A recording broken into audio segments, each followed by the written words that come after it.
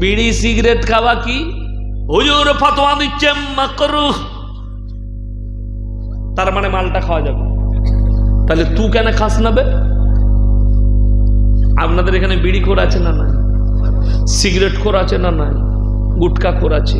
আপনি বলুন, এখন যদি আমি স্টেজে বলি ভাই আমার বেশ মুডটা চাচ্ছে না, একটা সিগারেট নিয়ে আমার বয়ান শুনবে না গালি দিবে? ও আমি খেলে হারাম আর তুমি খেলে হালাল। ফতোয়া ভালো শিখেছো, কষ্ট। আচ্ছা আপনারা বলুন, কাঁচা পেঁয়াজ খেয়ে মসজিদে যাওয়া যাবে? কেন কেন? গন্ধ করবে। কে নিষেধ করলেন? নবীজি সাল্লাল্লাহু আলাইহি ওয়াসাল্লাম। জোরে বলুন সুবহানাল্লাহ। কাঁচা পেঁয়াজ খেয়ে মসজিদে যেও না।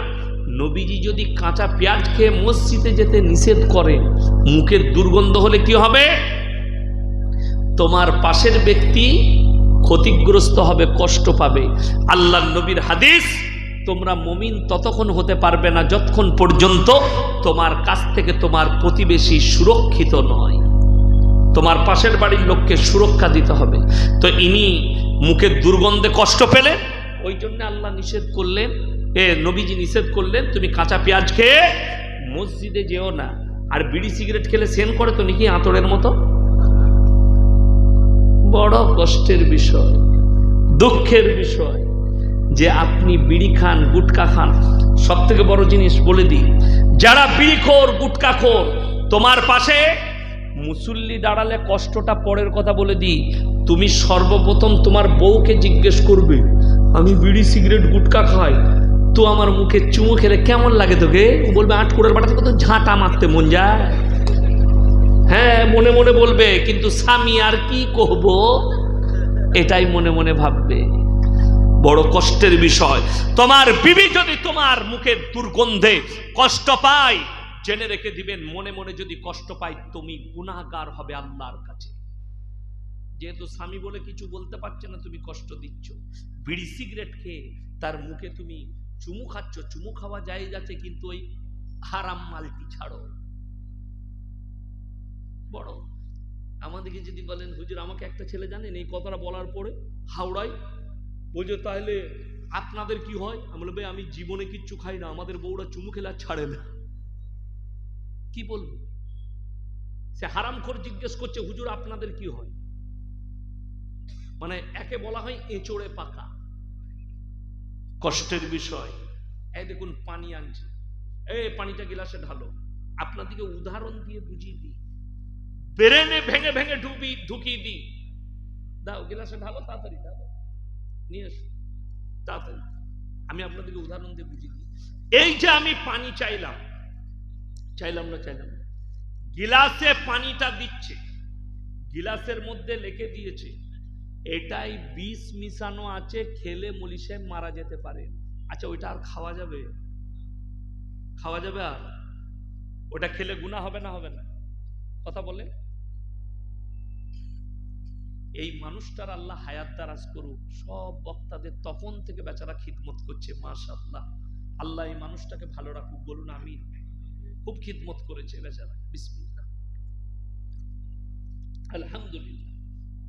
দেখুন এই পানিটা পান করা যাবে না, লেখা আছে এটাই বিষ মিশানো আছে, আত্মহত্যার সমান পাপ হবে।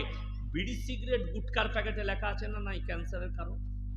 লেখা আছে হানিকারক, ক্যান্সারের কারণ। যদি এইটা লেখা থাকে তাহলে তুমি জেনে শুনে তোমার জীবনের ক্ষতি করছো, তোমার গুনাহ হবে না? হবে না?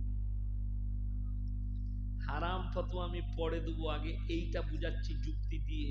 যদি এইটা না খাওয়া যায়, আমাদের দেশের তো কিছু মুসল্লি আছে তারা ফজরের পরে বিড়ি না খেলে হাগায় হয় না। হ্যাঁ কিছু হারাম করতে আবার মসজিদের পায়খানা ঘরে বসে বিড়ি খায়। বাইরে থেকে বলছে বেরাবে তাড়াতাড়ি, বলে তাড়াবে ও দেখুন হাঁকছে হজরত বিড়ি খেয়ে খেয়ে। কষ্টের বিষয়। জানেন নবীজি সাল্লাল্লাহু আলাইহি সাল্লাম পা থেকে মাথা পর্যন্ত ইসলাম শিখিয়েছেন। জোরে বলুন সুবহানাল্লাহ। তুমি পায়খানা ঘরে প্রবেশ করবে, তার আদবটাই রাসূল সাল্লাল্লাহু আলাইহি সাল্লাম শিখিয়েছেন। তুমি যখন পায়খানা ঘরে পা রাখবে, বাঁ পাটা আগে ঢুকাবেন, নবীজি বললেন।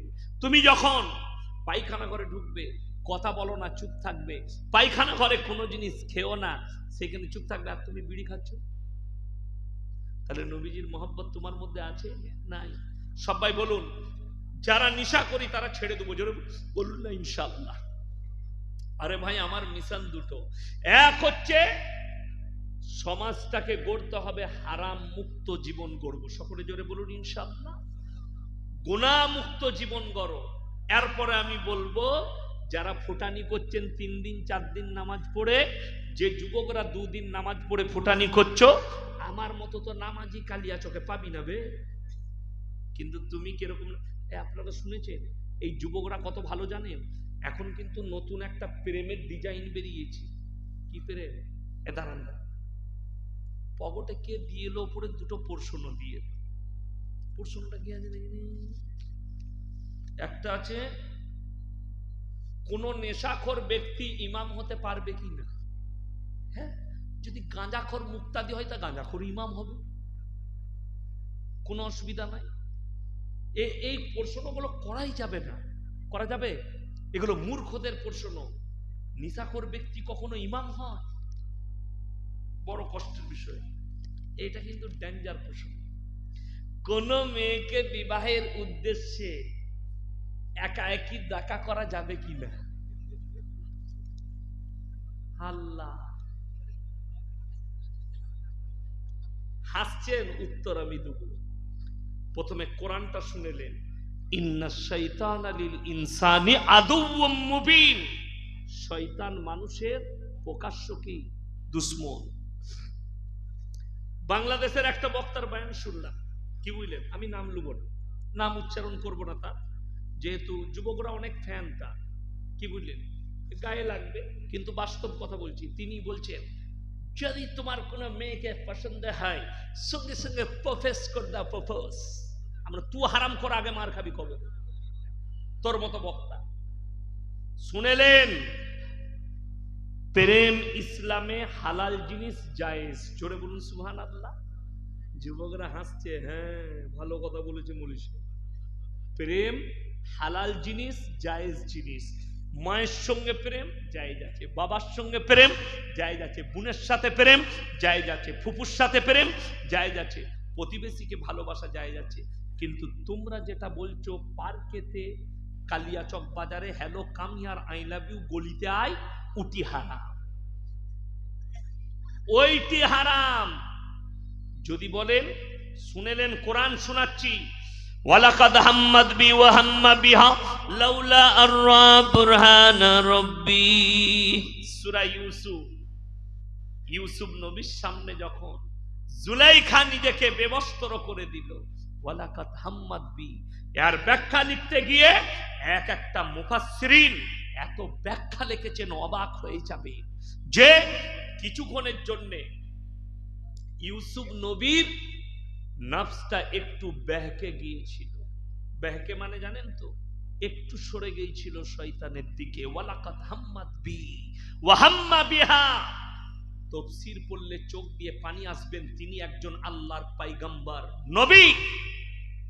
আর ইয়াসিন আমি আপনি সে, তিনি একটা সাধারণ মানুষ। ঠিক কিনা কথা বলেন? আমাদেরকে শয়তান সহজে ধোঁকা দিবে না? দিবে না? ধোঁকা দিয়ে দিবে। তাহলে তুমি তার সঙ্গে, একটা নবীকে যদি শয়তান ধোঁকা দিতে চায় নারীর দ্বারা, তাহলে তোমাকে কেন ধোঁকা দিবে না? ওই জন্যে নারী পুরুষ, পর নারী আর পর পুরুষ, নির্জনে এক কাছে হলে তৃতীয়